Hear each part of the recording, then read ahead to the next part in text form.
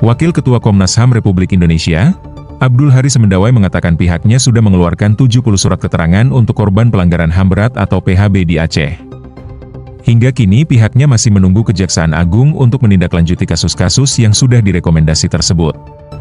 Komnas melalui berbagai kajian dan penyelidikan, bahwa peristiwa ini melibatkan kekerasan mengakibatkan hilangnya nyawa, penderitaan fisik dan psikis serta trauma berkepanjangan bagi korban dan keluarganya, kata Haris saat menghadiri kegiatan tragedi Simpang KKA di Aceh Utara, Sabtu, 3 Mei 2025. Haris mengaku memahami kondisi keluarga korban.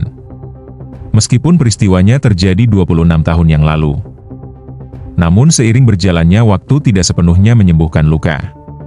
Pengakuan negara atas kebenaran penegakan hukum yang adil, dan upaya pemulihan hak korban tetap menjadi kewajiban tidak boleh terabaikan. Komnas HAM sebagai lembaga negara diberi mandat melindungi dan memajukan hak asasi manusia, menyatakan bahwa kami terus mengawal penyelesaian dan mendorong proses hukum secara transparan serta adil terhadap pelaku pelanggaran HAM berat ini, sesuai mekanisme hukum nasional serta prinsip hak asasi manusia internasional, ujarnya. Lihat saja yang hadir di sini. Lihat nenek-nenek kami, kakek-kakek kami, abang-abang kami, yang hari ini kehidupannya di bawah standar ekonomi. Hadir di sini. Mereka peduli kepada kami. Mereka punya hati, mereka punya mata. Mereka bersama kami. Mereka melindungi dan hutang.